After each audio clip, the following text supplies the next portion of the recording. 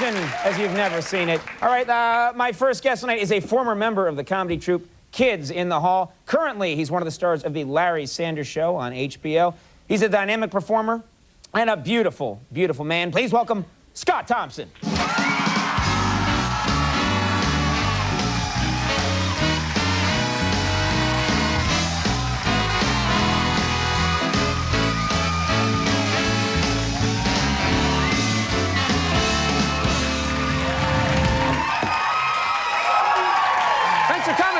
Thank you, Conan. I like this. Thank you, yeah. This is new. This is the new look. This is the new Butch me for '97. This is going to be all about facial hair and wrestling bears and chasing moose. And then when you catch the moose, I don't know what you do with them, but the idea is the chase. Yeah. It's not catching the moose, This it's looks the very chase. cool, though. I like Thank it. you, yeah. It's, you know, that was one of the best-selling dolls, New Butch Me. New Butch me, yeah, I got the doll. Yeah. So they put a lot of earrings on, that kind of took it down. But the Prince Albert, I thought, was a nice touch on it. Very nice. Oh, good Lord. So Happy New Year to you, Scott. Thank you. Yeah, you know, it's hard for me. I'm a little, as you can tell, I'm a little bit withdrawn right now. Yeah. I'm feeling a little bit, because I'm a little upset because I left Toronto today. And I forgot to feed my cat. I forgot to put food out for him. That's bad. So I'm here for a couple of days and I don't know what to do. So I was wondering if I could use the airwaves to appeal to my brother to feed the cat. Sure. That's... Okay, Derek. I would like you right now to go over to Josh's place, you know, where he lives in the East End. I don't remember the exact address, but it's that big house with the brown door and the mailbox, and there's a key to my place in it. I want you to take the key, go over and feed Jimmy, because, Derek, you're my favorite brother, and he is your cat, and I don't want to start '97 with a dead cat. Do you know what I mean? That was a nice thing you just did. Thank you. And you just told... Please. That was nice. And you just told probably 80 million people where the key to your house is. Because it's the only brown house in Toronto. Yeah. There is only one, you know. Only one brown house. Yeah. No, what do you usually do on New Year's? What for you is the real New Year's experience? Well, you know, most of the year, as you know, I'm very, what's the word? I can't be categorized. But on New Year's Eve, I'm very gay, and just New Year's Eve, one day a year. So at the stroke of midnight, it's traditional all over this great globe of ours for gay men at the stroke of midnight to launch into the Charleston. So is that so? Oh, it's been around, and you know what's funny? It's been around since before the 20s. Before there was actually a Charleston to speak of. I think they're going to do an X-Files about it. It's that fascinating. No one knows where it came from or whatever. Some people think it was begun with the Mayans. And that it's actually in the Mayan calendar. This is incredible stuff. Yeah. This is really amazing. So that's what I do. And, and the funny thing is, and once you start the Charleston, you can't stop. And you know, have you ever done the Charleston? No, I never have. It's too much fun. You just can't stop. It's like sex. You know what I mean? I have no problem stopping. You know, I'm good for 25 seconds. The whole thing is over. Ah, what a nice show we have here. So that's basically what I've been doing, yeah. Now, I understand you're an activist now, is that correct? Oh, yeah. You see, I've been living in Los Angeles now, and I have a lot of free time because, well, I don't do a lot on the show, so I've been getting involved in activism. You know, what's your cause? I mean, well, it's called APETA. It's People Against PETA. You know what I mean? Wait. Well, it started when I saw Ed Begley in an electric car with a fake fur coat, and I thought, that is not for me. I come from a land of people who kill animals for fur and pie. Do you know what I mean? We bash seals for fur, and I have to interrupt. It's almost time. Is it really? Yeah. Is this true? Yeah. We're almost time? Okay, this is exciting. I'm sorry to do this, Scott. I'm really sorry, but it's almost New Year's for all our viewers in the Central Time Zone and American Samoa. And so what we're going to do is a special New Year's countdown just for those people. Is this, are you okay with this? This is pretty exciting. Yeah, are you all ready? Okay, all right, we're going to go. When? How long? We got 1 minute? Nice going, Andy. I got the 60, 59, 58, 57. Wait a minute. It's my fault. Andy just screwed up so incredibly. I don't know what we're going to do here. Well, finish your story. But You kill animals for food. Go on, and you were telling a fur. story. I was telling a charming story about bashing baby seals for hats and pie. And then I was... Oh, God, I gotta interrupt. It's almost time. Wait a minute, are you sure?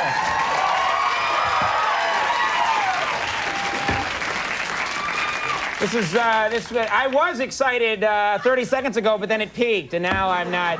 How much time now? Oh, 10, 9, 8, 7, 6, 5, 4, 3, 2, 1. Happy New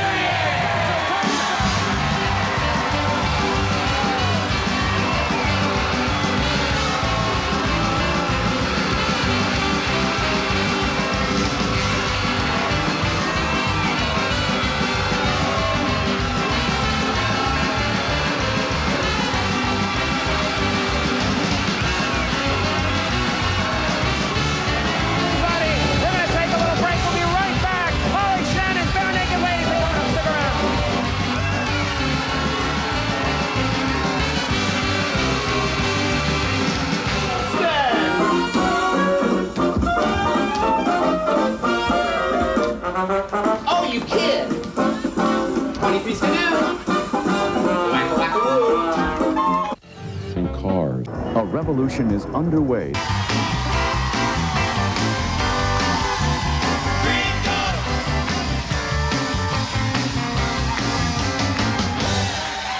All right, everybody, we're back. Here with Scott Thompson. Scott, you were in the midst of telling us about your My activism. Yeah. So what we've done is we've taken we're trying to help the fur trade. So we're selling photos of rabbits in eye makeup to people. Oh, what? Yeah, well, it's just because and think about it, these rabbits, if they hadn't had the makeup tested on rabbits before, it would irritate their eyes. So I'd like to possibly show some of the photos. You have some of these photos with you. We're auctioning them off to raise money for the fur trade, yes. Okay, this is going to go over real well with people. What's this? This is a rabbit wearing some makeup that was tested on rabbits. His mother, actually. Oh. And you can see how beautiful it is. And you see... He's very pretty, yeah. She. Oh, sorry. And she's wearing green contacts, which I think is very nice. Okay. And it's nice because she has an astigmatism, but they worked it out. Tell us what this one is. This is a lovely rabbit, too. This is a boy rabbit, which is odd. But he is wearing a lot of eye makeup, too, that was tested on guinea pigs, actually, but it works for him. Okay. But he's wearing a rabbit coat, which I think is nice. He seems to enjoy it. Yes. Okay, what's the next one? Well, you know, Americans only respond to celebrities. So we decided to dress this little number up as Jennifer Aniston from Friends. Very nice.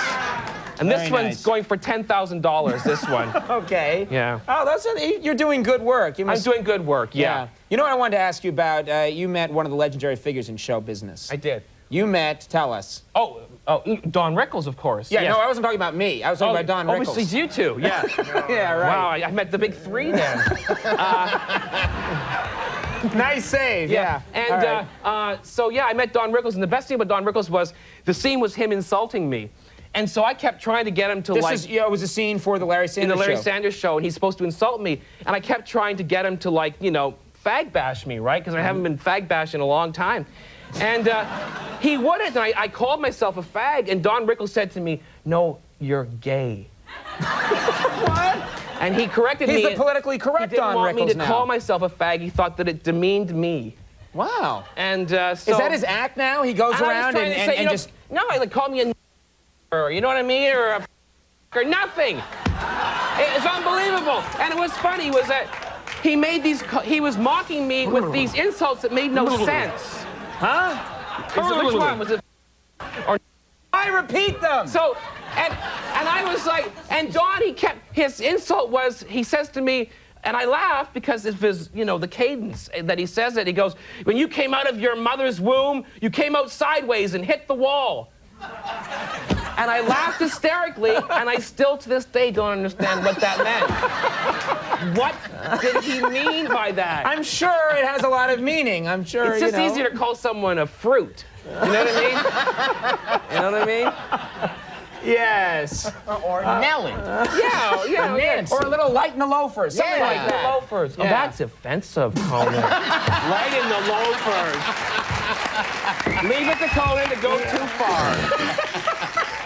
I can't win. Yeah, all right. Well, you know, we can't thank you enough for coming by and thank you. offending yourself that way. Best of luck with your activism. And my new butch image. And the new butch image, which is going over really well. This is for a role, but the role hasn't been written yet.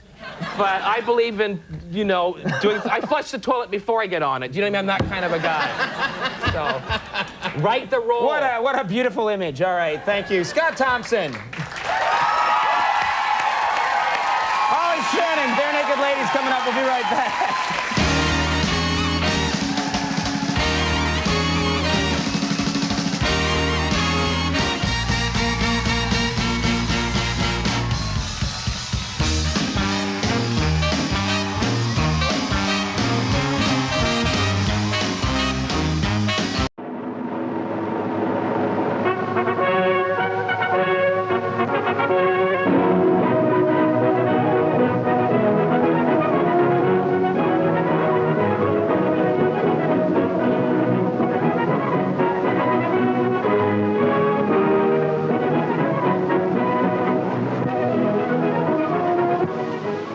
Throughout the history of the British people, pioneers have gone forth into the world, blazing trails through unknown continents, discovering new lands for settlement, laying the foundations for that great brotherhood of free men, the British Commonwealth of Nations. These men of the past, spurred on by a common spirit of adventure, played their part in helping to establish the freeing people. Sir John Hawkins, Sir Francis Drake, Tribe of India, Dr. David Livingstone, Captain Scott. Today, the spirit of these men lives on in the youth of Great Britain. In the year 1908, Robert Baden-Powell founded the Boy Scout movement. Its aim, the training of boys for pioneering work, good citizenship, and international good fellowship. For those youngsters in whom the call of the sea is strong, the Sea Scout branch of the movement was formed, and it has become a means of combining a healthy recreation with the possibility of learning something of the art of seamanship. So to the Royal Research Ship Discovery, Sea Scout training ship, comes young Stanley Hardy. Here with rigging to climb and boats to row, Stanley feels that it will not be long before he is ready to sail the seven seas. Yes, this looks as though it is going to be good.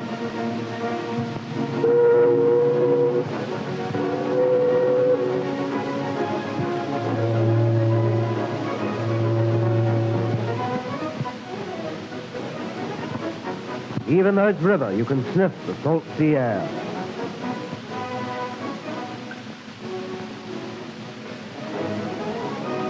Yes, you can definitely sniff it.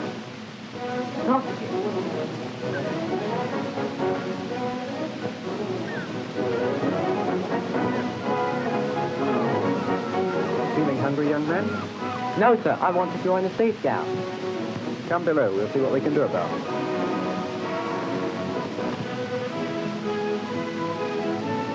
On joining the troop, he is introduced to the leader of the Curlew Patrol, of which he will become a member. When he is a scout, he too will shake hands with the left hand. Stanley is soon to learn that there is more to this business of sea scouting than running up and down the rigging and waiting for the cook to shout, "Come and get it." Here a future generation of radio operators are learning the rudiments of wireless telegraphy.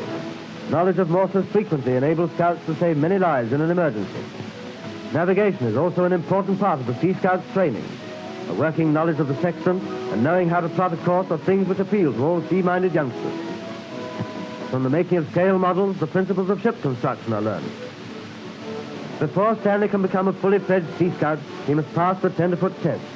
One of the tests consists of knowing how to tie at least 6 different knots and their uses. Most boys carry a piece of string in their pockets, among other things, but the real Sea Scout looks down on the humble string. He is much more interested in fathoms of cable, splicing, lashing, bends, and hitches. Excuse me, but I think that goes under there. Oh, I'm sorry, am I interrupting? However, it's not enough to know how to tie knots and cast off hawsers in theory. It's much more important to be able to carry them out in practice without upsetting the boat. The main job of all good Sea Scouts is to qualify for various proficiency badges. These are awarded for prowess in subjects such as oarsmanship, swimming and life-saving, firefighting, cooking, signaling, boat building, and many other accomplishments. By working and playing in patrols of 6 to 8 boys under a patrol leader, scouts soon learn the meaning of teamwork. They accept and understand the responsibilities of leadership themselves. This training helps to give them some of the resourcefulness, pluck, and discipline of the seamen. It teaches them to be independent and to help other people. So the day arrives on which Stanley is to go through his tenderfoot test, and if successful, be inaugurated as a full member of the troop. The ship is made spick and span in readiness for the ceremony, which will be followed by a boat race. And for the survivors, there will be a little something in the way of food. Yes, you guessed it, sausages.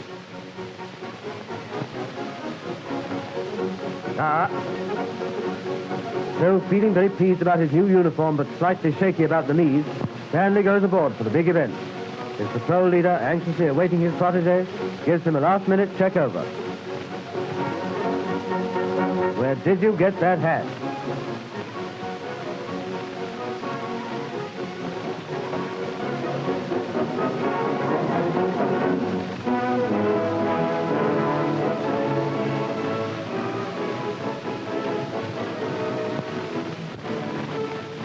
First of all, he must repeat the 10 Scout laws.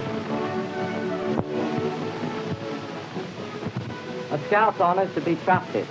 A Scout is loyal to the king, his country, his officers, his parents, his employers, and those under him. A Scout's duty is to be useful and to help others. A Scout is a friend to all and a brother to every other Scout, no matter to what social class the other belongs.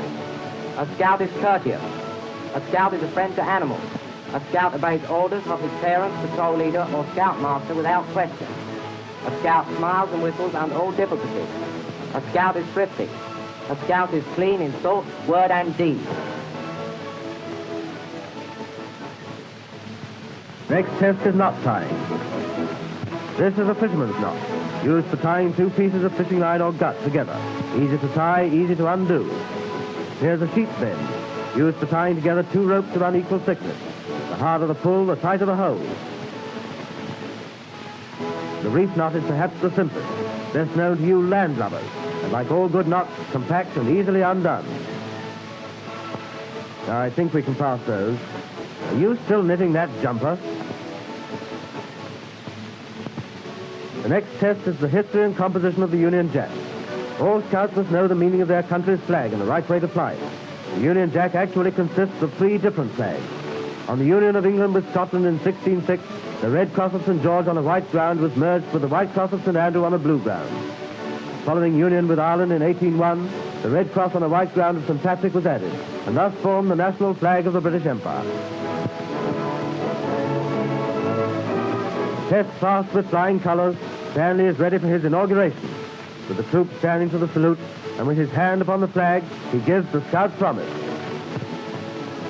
On my honor, I promise that I will do my best to do my duty to God and the King, to help other people at all times, to obey the Scout law. He receives his tenderfoot badge and a colored knot, indicating that he is now a full member of the Curlew Patrol.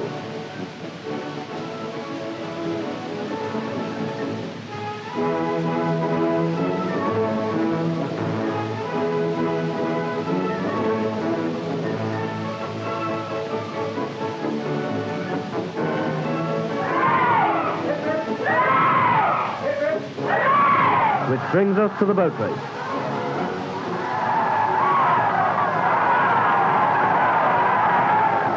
Stanley is now qualified to pull his weight in the Curlew's boat. He's got a bit of weight behind him, too.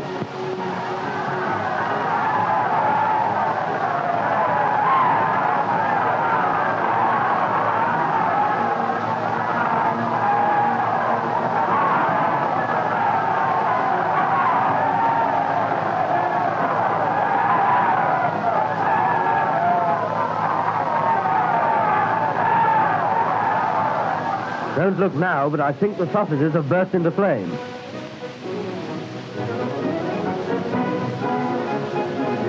No, they're not too bad, so it's every man for himself and woe betide latecomers. What more could a fellow ask, with sausages to the right and sausages to the left and mashed potatoes in the middle?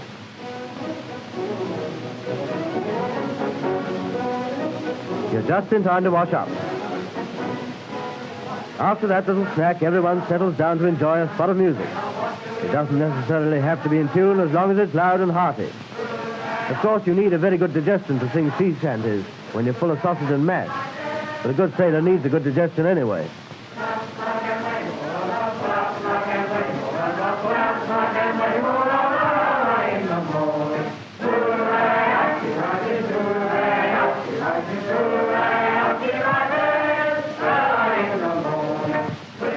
Ah, I see you fiddle.